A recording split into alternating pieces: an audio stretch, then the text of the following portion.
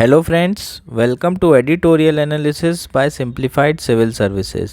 आज सितंबर 9 सैटरडे को जो आर्टिकल हम डिस्कस करेंगे वो एक इंडियन एक्सप्रेस का है और एक हिंदू का। टोटल दो आर्टिकल डिस्कस करेंगे। फर्स्ट आर्टिकल जो हम डिस्कस करेंगे वो है ईस्टर्न हेज। ये आर्टिकल इंडिया और आसियान जो समिट हुआ है उसके ऊपर है और इंडियन आसियान की जो रिलेशनशिप है उसको पूरे तरीके से प्रिपेयर किया जाएगा इस आर्टिकल के थ्रू।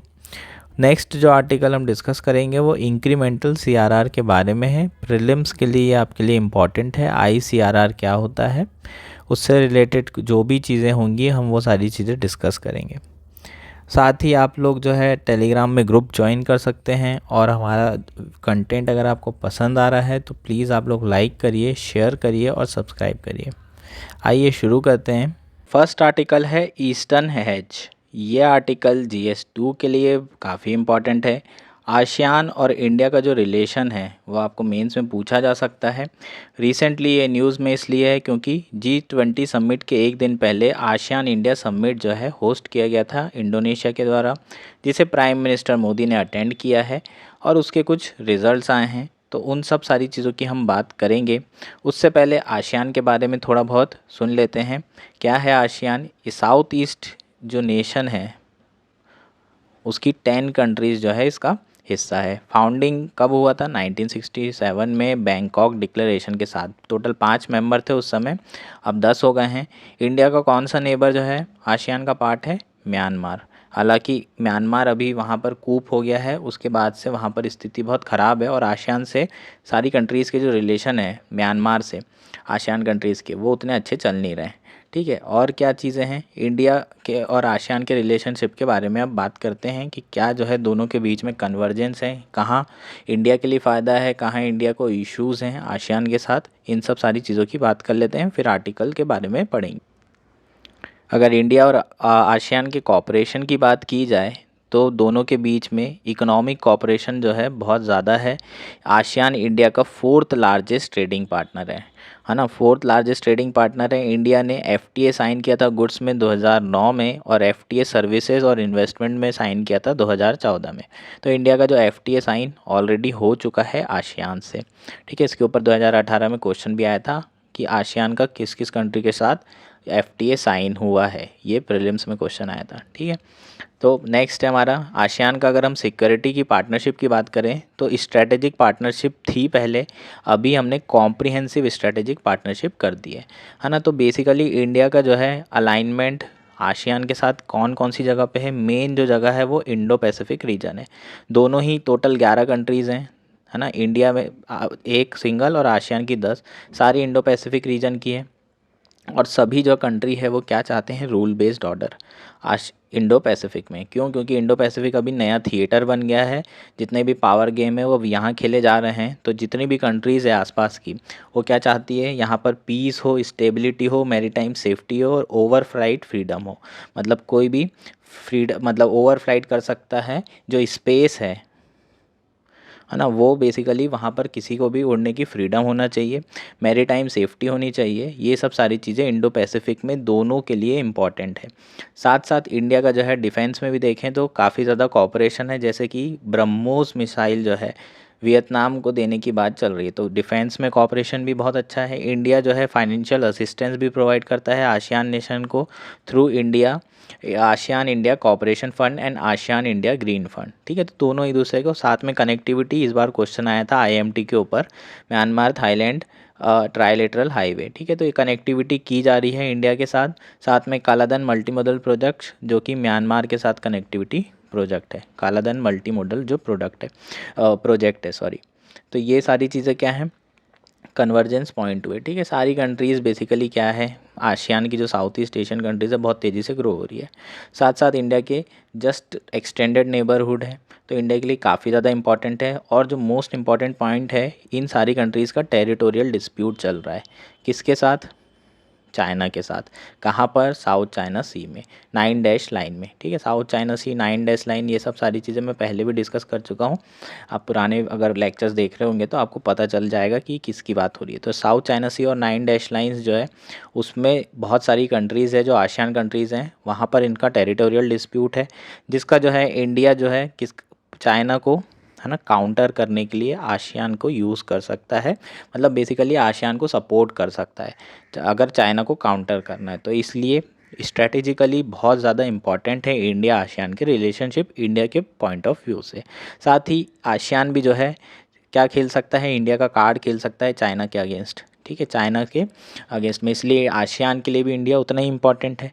क्या क्या इश्यूज़ हैं अगर दोनों के बीच में बात करें तो, जो उनके कोऑपरेशन में हिंडर है, जैसे कि ट्रेड इम्बैलेंस की बात करें, इंडिया और चाइना मतलब टोटल ट्रेड अगर बात करें तो 100 बिलियन से ऊपर है, परंतु टोटल इंपोर्ट 68 बिलियन है और एक्सपोर्ट 42 बिलियन है इंडिया के तरफ से। 2021-22 की बात करें तो बहुत ज़्यादा ट्रेड डेफिसिट है ना। किसके फेवर में है ये ट्रेड डेफिसिट? आसियान के फेवर में, इंडिया के फेवर में नहीं है ऑब्वियसली। और बात करें नेचर ऑफ एंगेजमेंट की, तो अभी भी जो आसियान कंट्री से बातचीत हो रही है वो बायलैटरल लेवल पर ज़्यादा हो रही है मल्टीलैटरल अप्रोच की जगह। तीसरा, बाकी जो कंपीटिंग रीजनल एग्रीमेंट्स हैं उसने जो है जगह ले ली है, जैसे कि RCEP मेन जो है यहाँ पर डिस्कशन हो रहा है।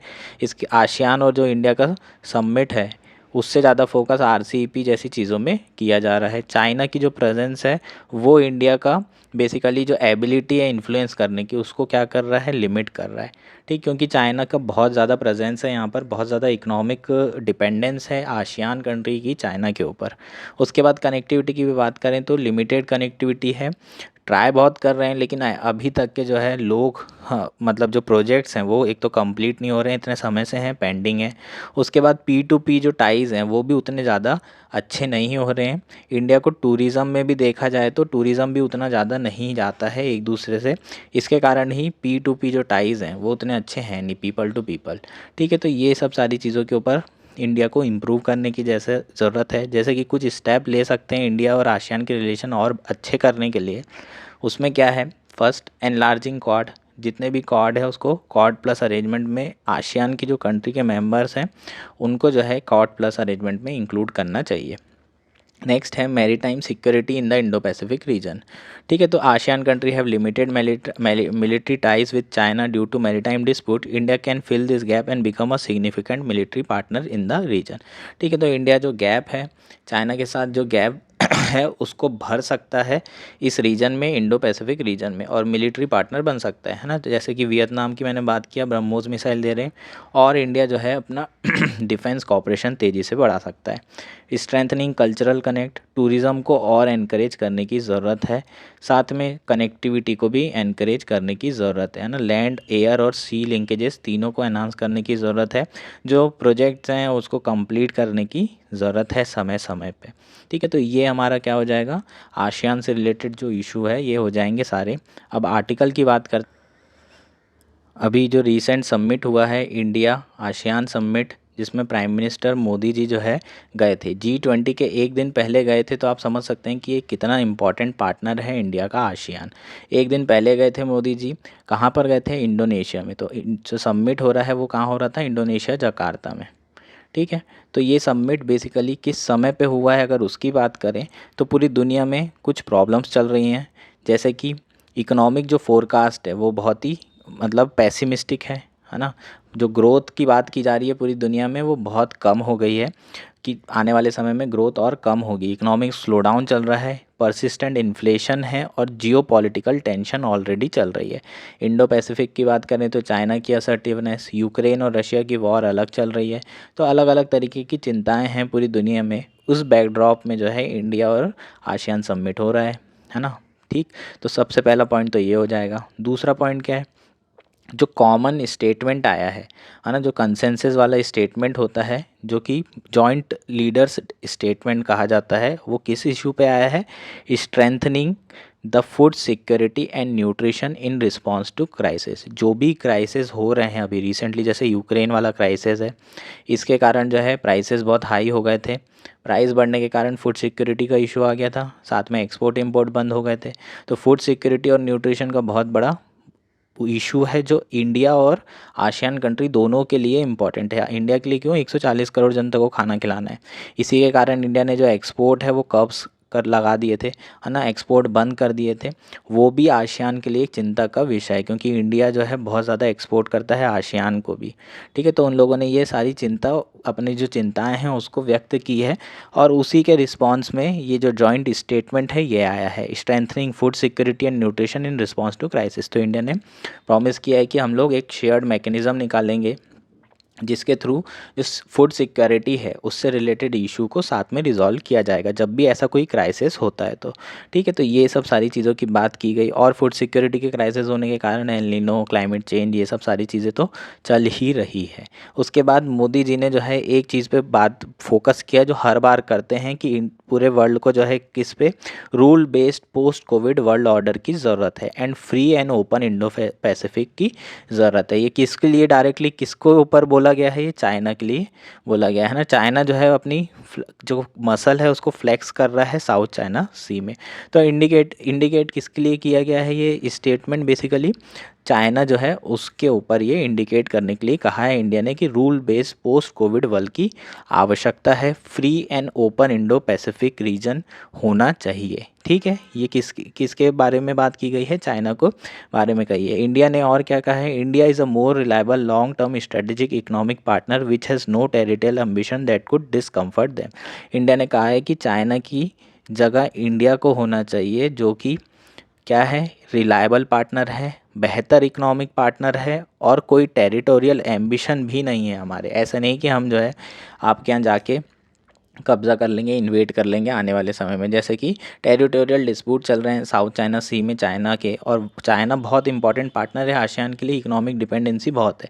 तो इंडिया चाहता है चाइना को रिप्लेस करना। इंडिया बेसिकली यही मैसेज दे रहा है, मोदी जी यही मैसेज दे रहे हैं कि इंडिया बेहतर पार्टनर है स्ट्रेटेजिकली भी और इकोनॉमिकली भी। ठीक है, तो इंडिया ने FTA पहले से साइन कर रखा है, और जो हमारे इकोनॉमिक टाइज़ हैं उसको आउटपेस करने की ज़रूरत है।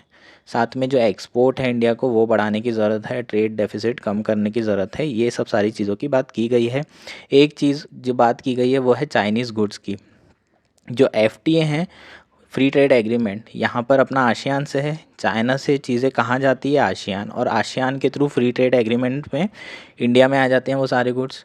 तो कस्टम ड्यूटी लग नहीं रही है किस में, चाइनीज़ के गुड में, तो फ्लडिंग हो जाती है इंडिया में चाइनीज़ की गुड्स की, और ये जो है सबसे बड़ा मुद्दा है आने वाले समय में इंडिया के लिए भी और आसियान के लिए भी, है ना। तो ये FTA में ये सब सारे इश्यूज़ हैं जिसको FTA को दोबारा रिव्यू किया जाएगा 2025 में, और ये सब मुद्दों पे बात की जाएगी, इसको रिजॉल्व किया जाएगा।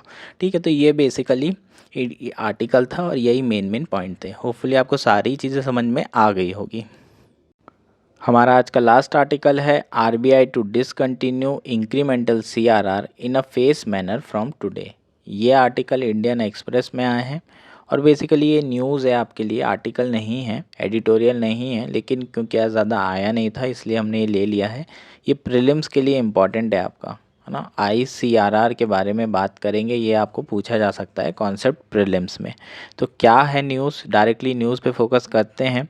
RBI on Friday announce the discontinuation of incremental cash reserve ratio in a phased manner beginning September 9। तो RBI ने अनाउंसमेंट किया है कि जो ICRR है, इंक्रीमेंटल CRR, इसको डिसकंटिन्यू किया जाएगा September 9 से। इसको कब अनाउंस किया गया था, RBI आज bank to maintain an ICR of 10% on the increase in their NDTL। तो बेसिकली 9 अगस्त को, 10 अगस्त को जो है RBI ने क्या कहा था बैंक को कि आप अपना ICRR को बढ़ा दीजिए 10% ऑफ NDTL। ठीक है, NDTL मतलब नेट डिमांड और टाइम लाइबिलिटीज़ जो भी आपकी है उसका 10% जो है ICRR रखना है आपको। अब बात करते हैं कि ICRR होता क्या है। RBI जो है ने कहा था कि ICRR की जो भी चीज़ें होंगी हम उसको 8 सितंबर को रिव्यू करेंगे, उसे कंटिन्यू करना है या डिसकंटिन्यू, और उसे अब डिसकंटिन्यू कर दिया गया है। ICRR बेसिकली है क्या, ICRR is an additional cash balance which the RBI can ask banks to maintain over and above the cash reserve ratio the minimum amount of the total deposit that bank have to keep with the central bank for a specific period. तो basically ICRR CRR की तरह ही है, लेकिन CRR मान लीजिए 4% है जो कि फिक्स होता है ना। CRR रखना पड़ता है किसके पास, आरबीआई के पास हमें कुछ कैश रखना पड़ता है। बैंक हमेशा क्या करता है, आरबीआई के पास कुछ कैश रखता है, 4% रखा मान लीजिए उसने, टोटल 100 रुपीज़ थे, 4 रुपीज़ किसके पास रख दिया, आरबीआई के पास। इस पे उसको कोई भी किसी भी तरह का इंटरेस्ट नहीं मिलता है ना। एसएलआर में इंटरेस्ट मिलता है लेकिन सीआरआर में कोई इंटरेस्ट नहीं मिलता है। इंक्रीमेंटल सीआरआर में क्या होता है, incremental CRR basically temporary mechanism होती है। ये कब हुआ था, फर्स्ट टाइम यूज़ 2000, मतलब first time means last time जो यूज़ हुआ था इसके पहले वो कब हुआ था, जब 500 और 1000 के नोट क्या हो गए थे, डिमोनेटाइज कर दिए गए थे। तो 100% ICRR की वैल्यू जो है, 100% ICRR क्या कर दिया गया था उस समय, रखा गया था NDTL का। क्यों, क्योंकि सारा कैश आ गया था और इतनी ज़्यादा लिक्विडिटी बढ़ गई थी, है ना। तो बैंक के पास लिक्विडिटी बढ़ जाएगी तो वो हो सकता है कि सारा लैंडिंग कर दे। तो वो बेसिकली, क्योंकि कैश किसके कारण ये लिक्विडिटी बढ़ी थी, क्योंकि डीमोनेटाइजेशन हुआ था और अभी भी डीमोनेटाइजेशन ही हुआ है। 2000 के जितने नोट हैं उसको वापस, डीमोनेटाइजेशन तो नहीं, वोट जितने भी नोट हैं वो वापस ले लिए गए हैं, तो उसके कारण लिक्विडिटी बढ़ गई। तो जो लिक्विडिटी सडनली बहुत ज़्यादा बढ़ जाती है तो ICRR का यूज़ करता है कौन, आरबीआई, लिक्विडिटी सोक करने के लिए। समझ में आया क्या। तो बेसिकली यही कॉन्सेप्ट है। जो CRR है उससे अलग होता है ICRR, उसके लिए ये एडिशनल होता है बेसिकली CRR के। जितना CRR में रख रहे हैं उससे एडिशनल रखना होगा, इसमें भी आपको कोई इंटरेस्ट नहीं मिलेगा। बस यही रहता है लिक्विडिटी को सोक करने के लिए। तो ICRR was announced as a temporary measure aimed at absorbing the surplus liquidity caused due to return of 2000 bank notes to the banking system, surplus transfer to the government by the RBI and pick up in the government spending and capital inflows। ICRR basically क्यों किया गया था announce, एक तो जो liquidity बढ़ गई थी किसके कारण, 2000 के जो नोट रिटर्न आए थे। दूसरा जो सरप्लस ट्रांसफ़र किया है रिसेंटली आरबीआई ने गवर्नमेंट को, उसके कारण गवर्नमेंट खर्चा करेगी तो जो मार्केट है उसमें पैसा बढ़ेगा, मनी बढ़ेगा तो लिक्विडिटी बढ़ जाएगी। इसके कारण साथ में गवर्नमेंट की जो वही बेसिकली जो स्पेंडिंग है वो बढ़ गई है। इसके कारण जो लिक्विडिटी थी वो बहुत बढ़ गई थी। तो फिर आरबीआई को जो है ICRR जो टूल है उसका इस्तेमाल करना पड़ा। ये क्वांटिटेटिव टूल है, ठीक है, CRR की तरह ही है, लेकिन ये ICRR एडिशनल है CRR से, बस इतना याद रखना है, ठीक है। लगभग 1 लाख तक की जो लिक्विडिटी होगी वो सिस्टम से क्या करेगी, ये सोक कर लेगी, रिमूव कर देगी। 1 लाख रुपए जो है मार्केट से बाहर आ जाएगा इस मूव से, ठीक है। After the imposition of ICRR the liquidity condition has been tight, the banking system liquidity turn deficit for the first time in the current fiscal on the August 21 after the RBI ICRR mandate, ठीक है। तो जब से ICRR mandate किया है जो banking liquidity है वो डेफिसिट हो गई है। बैंकिंग लिक्विडिटी डेफिसिट मतलब क्या होता है इसके बारे में बात कर लेते हैं। तो लिक्विडिटी में इन बैंकिंग सिस्टम में बात करते हैं, liquidity refers to readily available cash that bank require to meet short term business and financial need. तो लिक्विड बैंकिंग सिस्टम में लिक्विडिटी का मतलब होता है जो कैश उनके पास उनको चाहिए for a day to day activity, short term business and financial need. तो on a given day banking system liquidity is said to be in deficit if it is a net borrower from the RBI under liquidity adjustment facility. तो अगर आप LAF की बात करें, है ना, तो हर दिन जो है बहुत सारे डिपॉजिट होता है और बहुत सारा विड्रॉल होता है, साथ में लैंडिंग होती है। अगर डे टू डे के काम के लिए बैंक को RBI के पास जाना पड़ रहा है और पैसे बोरो करने पड़ रहे हैं अंदर LAF लिक्विडिटी एडजस्टमेंट फैसिलिटी, मान लीजिए 5 करोड़ तक का जो है LAF में पैसा मिल जाता है, तो 5 करोड़ तक की लिक्विडिटी के लिए जो है आप RBI के पास जा रहे हैं। इसका मतलब आपके पास पैसा नहीं है तभी तो आप RBI के पास जा रहे हैं। तो लिक्विडिटी की बेसिकली आपके डे टू डे काम करने के लिए आपके पास कैश की कमी है और उस समय आप जो है क्या बोलेंगे, जो बैंकिंग लिक्विडिटी है वो डेफिसिट में है। अगर ऐसा नहीं हो रहा है, आपका काम चल जा रहा है बिना, या फिर आप RBI के बोरो करने की जगह RBI को पैसा दे रहे हैं एक्स्ट्रा LAF के ही थ्रू, तो फिर जो है उस कंडीशन में सरप्लस होगा। समझ में आया क्या। बस ये कॉन्सेप्ट था, इसके पहले जो है 2016 में इम्पोज किया गया था। समझ में आ गया होगा, इतना ही है ये, यही हमारा लास्ट आर्टिकल था। एन्जॉय योर डे और प्लीज़ जो है आप लोग शेयर करिए सारे लोगों से और सब्सक्राइब करिए।